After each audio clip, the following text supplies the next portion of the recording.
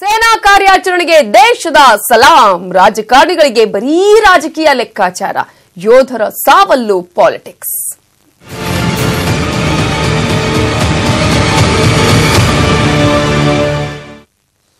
ಉಗ್ರರ ದಾಳಿಗೆ ವೀರ ಯೋಧರು ಹುತಾತ್ಮರಾದ್ರೆ ಉಗ್ರರ ದಾಳಿ ಬೆನ್ನಲ್ಲೇ ಭಾರತ ಕೂಡ ಪ್ರತಿದಾಳಿಯನ್ನ ಮಾಡಿದೆ. ಸೇನಾ ಕಾರ್ಯಾಚರಣೆಗೆ ಇಡೀ ದೇಶವೇ ಸಲಾಂ ಅಂತ ಇದೆ.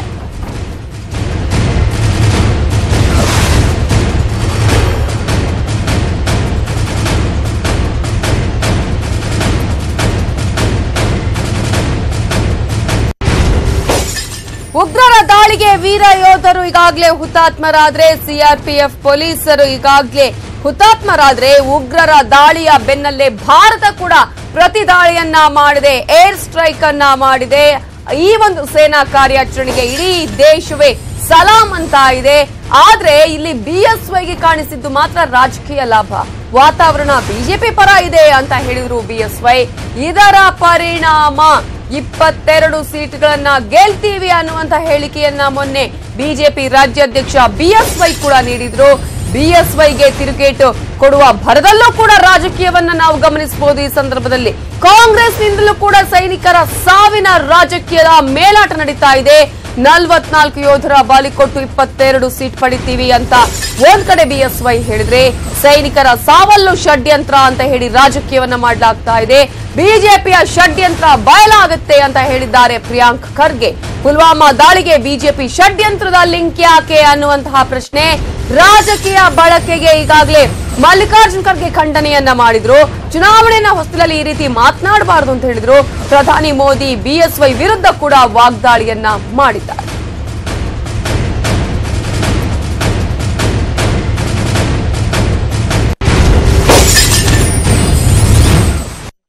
ನಲವತ್ತು ವರ್ಷಗಳ ನಂತರ ಪ್ರಧಾನಿ ನರೇಂದ್ರ ಮೋದಿ ಅವರ ಧೈರ್ಯದಿಂದ ಏನು 42 ಜನ ನಮ್ಮ ಯೋಧ ಸೈನಿಕರು ಹುತಾತ್ಮರಾದರು, ಒಂದೊಂದು ತೊಟ್ಟು ರಕ್ತಕ್ಕೂ ನಾನು ಸೇಡು ತೀರಿಸ್ಕೊಳ್ತೇನೆ ಅಂತ ಪ್ರಧಾನಿ ಹೇಳಿದರು. ಅದನ್ನು ಮಾಡಿ ತೋರಿಸ್ತಾ ಇದ್ದಾರೆ. ಇಡೀ ದೇಶದ ಜನ ಇದನ್ನು ಸ್ವಾಗತ ಮಾಡಿದ್ದಾರೆ. ಸರ್ವ ಪಕ್ಷಗಳು ಸ್ವಾಗತ ಮಾಡಿದ್ದಾರೆ. ಯುವಕರು ಕುಣಿದು ಸಂಭ್ರಮಿಸ್ತಾ ಇದ್ದಾರೆ. ಇದೆಲ್ಲದರ ಪರಿಣಾಮ ನಾಳೆ 22 ಹೆಚ್ಚು ಲೋಕಸಭಾ ಸೀಟ್ ಗೆಲ್ಲೋದಕ್ಕೆ ನಮಗೆ ಇದು ದೇಶಕ್ಕಾಗಿ ನಮ್ಮ ಸೈನಿಕರು ತಮ್ಮ ಬಲಿದಾನವನ್ನು ಕೊಟ್ಟು ತ್ಯಾಗ ಮಾಡಿ ಇವತ್ತು ಇಡೀ ದೇಶದ ಜನ ಅವ್ರ ಹಿಂದೆ ನಿಂತಿದ್ದಾರೆ. ಅದಕ್ಕೆ ನಾವು ಎಲ್ಲರೂ ಸೇರಿ ಇದಕ್ಕೆ ಬೆಂಬಲ ಕೊಡ್ತಕ್ಕಂಥದ್ದು ಆಗಬೇಕೆ ಹೊರತಾಗಿ ಇದು ರಾಜಕೀಯವಾಗಿ ಲಾಭಕ್ಕೆ ಯಾರೂ ಉಪಯೋಗ ಮಾಡಿಕೊಳ್ಬಾರ್ದು. ಮತ್ತು ಅದನ್ನ ಪದೇ ಪದೇ ಒಬ್ಬ ವ್ಯಕ್ತಿ ನಾನು ಮಾಡಿದ್ದೇನೆ ಅಂತ ಹೇಳ್ಕೊಳ್ತಕ್ಕಂಥದ್ದು ಸರಿಯಲ್ಲ. ಇದು ಕೂಡ ಬಹುಶಃ ಎಲ್ಲೋ ಒಂದು ಷಡ್ಯಂತ್ರ ಇದೆ ಅಂತ ಎಲ್ಲರ ಜನರಲ್ಲೂ ಅನುಮಾನ ಮೂಡ್ತಾ ಇದೆ. ಇವಾಗ ಅಂದರೆ 44-22 ಅಂದಂಗೆ ಆಗಿದೆ ಅಲ್ಲ. ಇವಾಗ 44 ಯೋಧರು ಬಲಿ ಕೊಟ್ಬಿಟ್ಟು 22 ಸೀಟ್ ಗೆಲ್ಲಲಿಕ್ಕೆ ಇವತ್ತು ಇವರು ಮುಂದಾಗಿದ್ದಾರೆ ಅಂತ ಅವ್ರ ಹೇಳಿಕೆ ಹಂಗೆ ಅರ್ಥೈಸ್ಕೋಬೇಕಾಗ್ತದಲ್ಲ. ನೋಡಿ ಈಗ ಎಲ್ಲ ಬಹಿರಂಗ ಆಗುತ್ತಲ್ಲ ಇನ್ನೂ ಒಂದು 2-3 ದಿವಸದಲ್ಲಿ. ಈ ಅಂತಾರಾಷ್ಟ್ರೀಯ ಮೀಡಿಯಾದವ್ರು ಏನು ಕೇಳ್ತಾ ಇದ್ದಾರೆ, ರಾಷ್ಟ್ರೀಯ ಮೀಡಿಯಾದವ್ರು ಏನು ಪ್ರಶ್ನೆ ಮಾಡ್ತಾ ಇದ್ದಾರೆ, ಇನ್ನು ರಕ್ಷಾ ಮಂತ್ರಿಗಳು ಹೊರಗೆ ಬಂದಿಲ್ಲ ಅಲ್ಲ. ಇವೆಲ್ಲದರ ಬಗ್ಗೆ ಡೀಟೇಲ್ಸ್ ಕೊಡೋದಕ್ಕೆ ನಮ್ಮ ರಿಪೋರ್ಟರ್ ಚಿದಾನಂದ್ ಪಟೇಲ್ ಈಗ ನ್ಯೂಸ್ ಡೆಸ್ಕ್ ಇಂದ ನೇರ ಸಂಪರ್ಕದಲ್ಲಿದ್ದಾರೆ. ಚಿದಾನಂದ್ ಪಟೇಲ್, ಒಬ್ರು ಹೇಳ್ತಾರೆ 22 ಸೀಟ್ಗಳನ್ನ ಗೆಲ್ತೀವಿ, ಈಗಾಗಲೇ ಆ ರೀತಿಯಾದಂತಹ ಒಂದು ಚುನಾವಣೆಯ ಸಂದರ್ಭದಲ್ಲಿ ನಮ್ಗೆ ಆ ರೀತಿಯಾದಂತಹ ಒಂದು ಪರ ಇದೆ, ಅಲೆ ಇದೆ ಅನ್ನುವ ರೀತಿಯಲ್ಲಿ. ಇನ್ನೊಂದ್ ಕಡೆ ಹೇಳ್ತಾರೆ ಈಗಾಗಲೇ ಮತ್ತೊಬ್ಬ ನಾಯಕರು ಷಡ್ಯಂತ್ರ ಹೊರ ಬರುತ್ತೆ ಅನ್ನುವಂತ ಹೇಳಿಕೆಯನ್ನ ಕೊಡ್ತಾರೆ. ಅಂತಾರಾಷ್ಟ್ರೀಯ ಮಟ್ಟದಲ್ಲೇ ಕೇಳ್ತಾ ಇದ್ದಾರೆ ಅಂತ ಹೇಳೋದ್ರ ಮೂಲಕ ತಾವು ಕೇಳ್ತಿದೀವಿ ಅನ್ನೋದನ್ನ ಹೇಳುವಂತಹ ಪ್ರಯತ್ನವನ್ನ ಮಾಡ್ತಾ ಇದ್ದಾರೆ. ಇವರಿಗೆ ಈಗಾಗಲೇ ದೇಶ ರಕ್ಷಣೆ ಅಥವಾ ಸೇನೆಯ ಬಗ್ಗೆ ಈ ರೀತಿಯಾದಂತಹ ಹೇಳಿಕೆಯನ್ನು ಕೊಡುವ ಮುನ್ನ ತಾವು ಜವಾಬ್ದಾರಿಯುತ ಸ್ಥಾನದಲ್ಲಿದ್ದೀವ ಅನ್ನುವಂತಹ ಪರಿಜ್ಞಾನ ಕೂಡ ಇಲ್ವಾ, ಹೇಗೆ ಅಂತ?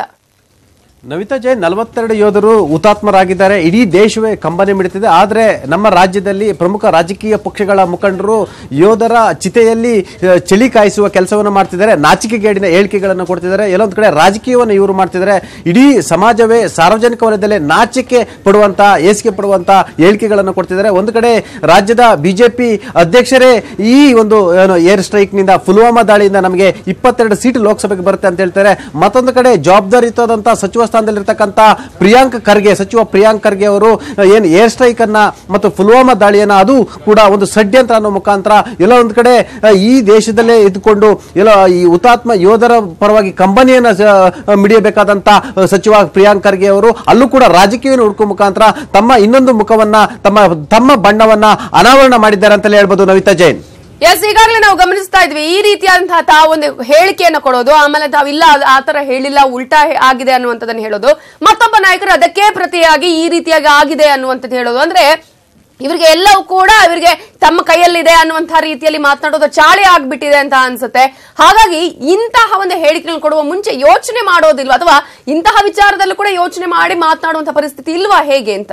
ನವಿತಾ ಜೈನ್, ಇಂಥ ಹೇಳಿಕೆಯನ್ನು ಕೊಡುವಂತವರು ಮತ್ತು ಯೋಧರ ವಿಚಾರದಲ್ಲಿ ರಾಜಕೀಯ ಮಾಡುವಂತವರು ಈ ದೇಶದ ಗಡಿ ಕಾಯುವಂತ ಸೈನಿಕರ ವಿಚಾರವನ್ನು ರಾಜಕೀಯವಾಗಿ ಬಳಸಿಕೊಳ್ಳುವಂತವ್ರನ್ನ ಅವರಿಗೆ ಶಿಕ್ಷೆ ಕೊಡಬೇಕಂದ್ರೆ ಜನರು ಅವರನ್ನ ಚುನಾವಣೆಗಳಲ್ಲಿ ತಿರಸ್ಕಾರವನ್ನು ಮಾಡಬೇಕು. ಯಾವ ಚುನಾವಣೆಯನ್ನು ಇಟ್ಟುಕೊಂಡು ಲೋಕಸಭೆ ಚುನಾವಣೆ ಇಟ್ಟುಕೊಂಡು ಇವರು ಅದರ ಲಾಭವನ್ನು ಪಡಲಿಕ್ಕೆ ಹೊರಡ್ತಾರೆ, ಅದೇ ಜನ ಇವರನ್ನ ಚುನಾವಣೆಯಲ್ಲಿ ಇವರನ್ನ ತಿರಸ್ಕಾರ ಮಾಡಬೇಕು. ಆಗ ಅವರಿಗೆ ಸರಿಯಾದ ಪಾಠ ಕಲಿಸಿದಂತಾಗುತ್ತೆ. ನವಿತಾ ಜೈನ್, ಎಕ್ಸಾಕ್ಟ್ಲಿ ಚಿದಾನಂದ ಪಟೇಲ್. ಆದ್ರೆ ಈಗ ಬಿಎಸ್ವೈ ಹೇಳಿಕೆಯನ್ನ ಹೇಳಿಕೆ ಕೊಟ್ಟ ಮೇಲೆ ಎಲ್ಲರೂ ಕೂಡ ಇದನ್ನ ವಿರೋಧ ಮಾಡಿದ್ದಾರೆ.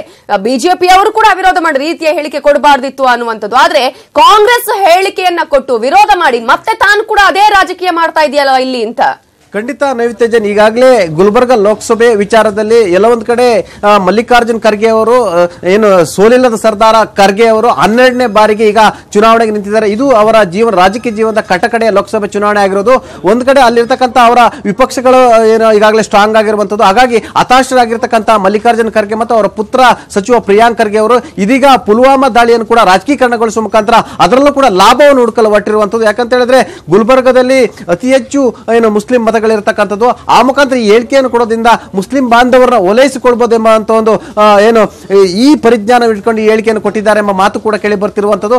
ಒಟ್ಟಿನಲ್ಲಿ ಅದು BS ಯಡಿಯೂರಪ್ಪ ಇರ್ಬೋದು, ಮಲ್ಲಿಕಾರ್ಜುನ್ ಖರ್ಗೆ ಇರ್ಬೋದು, ಪ್ರಿಯಾಂಕ್ ಖರ್ಗೆ ಇರ್ಬೋದು, ಯಾರೇ ಆದ್ರೂ ಕೂಡ ಯೋಧರ ವಿಚಾರವನ್ನು ಇಟ್ಟುಕೊಂಡು ರಾಜಕೀಕರಣಗೊಳಿಸಿದ್ರೆ, ಯೋಧರನ್ನ ರಾಜಕೀಯವಾಗಿ ಬಳಸಿಕೊಂಡ್ರೆ, ಈ ದೇಶದ ಗಡಿ ಕಾಯಲು ಹೋದಂತ ಸೈನಿಕ ಮೃತಪಟ್ಟರೆ ಆ ಮೃತಪಟ್ಟದ ಸೈನಿಕನ ಎಣದ ಮೇಲೆ ರಾಜಕೀಯ ಮಾಡ್ಲಿಕ್ಕೆ ಹೊರಟ್ರೆ ಯಾರು ಕೂಡ ಕ್ಷಮಿಸಲಾರದಂತ ತಪ್ಪು ಅಂತಲೇ ಹೇಳ್ಬೋದು. Navita Jain, thank you Patel ಡೀಟೇಲ್ಸ್ಗೆ.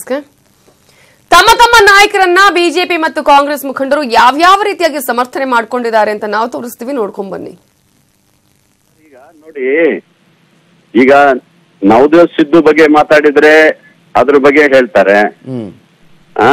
ಪಶ್ಚಿಮ ಬಂಗಾಳ ಮುಖ್ಯಮಂತ್ರಿಗಳು ಮಾತಾಡಿದಾಗ ಅದ್ರ ಬಗ್ಗೆ ಚರ್ಚೆ ಆಗ್ತದೆ. ಆದ್ರೆ ಇದನ್ನು ಚರ್ಚೆ ಆಗ್ಬೇಕಲ್ಲ ಸರ್. ಈಗ ಒಬ್ಬ ಜವಾಬ್ದಾರಿಯುತಂತ ಮಾಜಿ ಮುಖ್ಯಮಂತ್ರಿಗಳು ರಾಜ್ಯದ ಬಿಜೆಪಿ ಅಧ್ಯಕ್ಷರಾದಂತವ್ರು ಈ ಘಟನೆಯಿಂದ ನಮ್ಗೆ 22 ಸೀಟ್ ಬರುತ್ತೆ, ಯುವಕರೆಲ್ಲ ಕುಪ್ಪಳಿಸಿ ಕುಣಿತಾ ಇದ್ದಾರೆ, ಈ ರೀತಿಯ ಭಾವನೆಗಳನ್ನು ವ್ಯಕ್ತಪಡಿಸಿದಾಗ ಈ 44 ಜನ ಸೈನಿಕರು ಈ ತರ ಆದ ಸಂದರ್ಭದಲ್ಲೂ ಸಹ ಈ ತರ ಭಾವನೆ ಇಟ್ಕೊಂಡು ಮಾಡ್ತಾರಂದ್ರೆ ಅಲ್ಲ, ಇಲ್ಲಿ ಪ್ರಿಯಾಂಕಾ ಖರ್ಗೆ ಅವರು ಹೇಳ್ತಾ 44-22 ಸೀಟು ಇದ್ರ ಪಕ್ಕ ಷಡ್ಯಂತ್ರ ಅನ್ನೋ ರೀತಿಯಲ್ಲೇ ಹೇಳ್ತಾ ಇದ್ದಾರೆ. ಯಡಿಯೂರಪ್ಪನವರ ಹೇಳಿಕೆ ಹಿಂದೆ ಬಿಜೆಪಿ ಅವರು ಮಾಡಿರುವಂತ ತಂತ್ರನೇ ಇದು ಅನ್ನೋದ್ರ ಬಗ್ಗೆ ಅವರು ಹೇಳ್ತಾ ಇರೋ ರೀತಿಯಾದಂತ ಹೇಳಿಕೆ ಅದು. ಖಂಡಿತ ಇದು ಏನಂದ್ರೆ ಇಡೀ ಅವರ ಕೇಂದ್ರ ಮಂತ್ರಿಗಳು ಹೇಳಿದ್ದಾರೆ, ಖಂಡನೆ ಮಾಡಿದ್ದಾರೆ. ಅದ್ರ ಜೊತೆಗೆ ಎಲ್ಲಾ ರಾಜಕೀಯ ಪಕ್ಷಗಳು ಖಂಡನೆ ಮಾಡಿದೆ, ಮತ್ತೆ ಎಲ್ಲ ಕಡೆ ವೈರಲ್ ಆಗಿದೆ ಇದು. ನನಗನ್ನಿಸ್ತದೆ ಯಡಿಯೂರಪ್ಪನವರು 22 ಸೀಟ್ ಗ್ಯಾರಂಟಿ ಅಂತ ಅಂದಾಗ ಇದು, ಯಾಕಂದ್ರೆ ಆ ರೀತಿಯ ಭಾವನೆ ಅವರು ಇರ್ಲಿಲ್ಲ. 22 ಸೀಟ್ ಅನ್ನೋದು ಬರ್ತದೆ ಅಂತ ಹೇಳಿದಾಗ ಇದು ಸಾಮಾನ್ಯವಾಗಿ 22 ಸೀಟು ಅಂತ ಯಾವಾಗ್ಲೂ ಹೇಳ್ಕೊಂಡು ಬಂದಿದ್ದಾರೆ. ಈಗೇನು ಹೊಸದಾಗೆಲ್ಲ ಹೇಳ್ತಾ ಇರೋದು ಬೇಡವರು. ಯಾವ ನೋಡ್ರಿ, ಮಾಡ್ಕೋಬೇಕಾದ್ ಏನಂತಂದ್ರೆ ನಾನು ನೋಡಿದ್ದೇನೆ 22 ಸೀಟ್ ಅಂತ ಹೇಳಿದ್ರಲ್ಲ, ಕಥೆ ಏನು? ಈಗ ಇಲ್ಲಿ ಇಮ್ರಾನ್ ಖಾನ್ ಫ್ಯಾನ್ಗಳ ನಿರ್ಮಾಣ ಆಗೋಗ್ಬಿಟ್ಟಿದಾರಲ್ಲ ನಿಮ್ ಕಾಂಗ್ರೆಸ್ ನಲ್ಲಿ. ನಿಮ್ ರಮ್ಯಾ ಹೇಳಿದ್ದಕ್ಕೆ ಏನ್ ಹೇಳ್ತೀರಿ, ಸುರ್ಜೇವಾಲಾ ಹೇಳಿದ್ದಕ್ಕೆ ಅಂತ ಹೇಳ್ತೀರಿ. ನಿಮ್ಮ ರಾಹುಲ್ ಗಾಂಧಿ ಕನ್ನಯ್ಯ ಕುಮಾರ್ ಜೊತೆ ಹೋಗಿ ನಿಂತ್ಕೊಂಡು ಪಾಕಿಸ್ತಾನ್ ಮುರ್ದಾಬಾದ್ ಅಂತ ಹೇಳ್ತಾರಲ್ಲ, ಒಂದೇ ಮಾತರಂ ಹೇಳಲ್ಲ ಅಂತ ಹೇಳ್ತಾರಲ್ಲ, ಭಾರತ್ ಮಾತಾ ಕಿ ಜೈ ಹೇಳಲ್ಲ ಅಂತ ಹೇಳ್ತಾರಲ್ಲ, ಇದ್ರ ಬಗ್ಗೆ ಏನ್ ಹೇಳ್ತೀರಿ? ಮಧುಸೂದನ್ ರವರೇ, ರಾಜಕೀಯವಾಗಿ ಇವತ್ತು ಮೊನ್ನೆ ಇಡೀ ದೇಶ ಸೈನಿಕರ ಬಗ್ಗೆ ಗೌರವ ತೋರಿಸುವಂತ ಸಂದರ್ಭದಲ್ಲಿ ನಿಮ್ಮ ಯಡಿಯೂರಪ್ಪ ಅಂತ ಮೂರ್ಖ ಈ ತರ ಹೇಳಿಕೆ ಕೊಡ್ತಾರೆ. ಇಲ್ಲಿ ಕೇಳಿ, ನಿನ್ನೆ ಮೈಸೂರಿನಲ್ಲಿ ಇಲ್ಲಿ ಕೇಳ್ರಿ, ನಿನ್ನೆ ಮೈಸೂರಿನಲ್ಲಿ ನಿಮ್ಮ ಮುಖ್ಯಮಂತ್ರಿ ಸನ್ಮಾನ್ಯ ಶ್ರೀ ಏಕಸಾರ ಕುಮಾರಸ್ವಾಮಿ ಅವರು ಏನಂತ ಹೇಳಿದಾರೆ ಗೊತ್ತಾ? ಹೇಳಿ. ಒಬ್ಬ ಅಭಿನಂದನ್ ಬಿಡುಗಡೆ ಆಗಿದ್ದಕ್ಕೆ ಬೀದಿನಲ್ಲಿ ನೀವು ಸಿಹಿ ಹಚ್ಬಿಟ್ರೆ 2 ಕೋಮುಗಳ ನಡುವೆ ವೈಷಮ್ಯ ನಿರ್ಮಾಣ ಆಗೋಗ್ಬಿಡುತ್ತೆ ಅಂತ ಹೇಳ್ತಾರೆ. ಏನ್ರಿ ಮಾತಿದ್ರ? ನೋಡ್ರಿ, ಈ ದೇಶದ ಎಲ್ಲಾ ಜನಾಂಗನೂ ಸಹ ಎಲ್ಲರೂ ಒಂದಾಗಿ ಒಗ್ಗಟ್ಟಾಗಿ ದೇಶದ ಬಿಡುಗಡೆಗೆ ಎಲ್ಲರೂ ಹೋರಾಟ ಮಾಡಿದ್ದಾರೆ.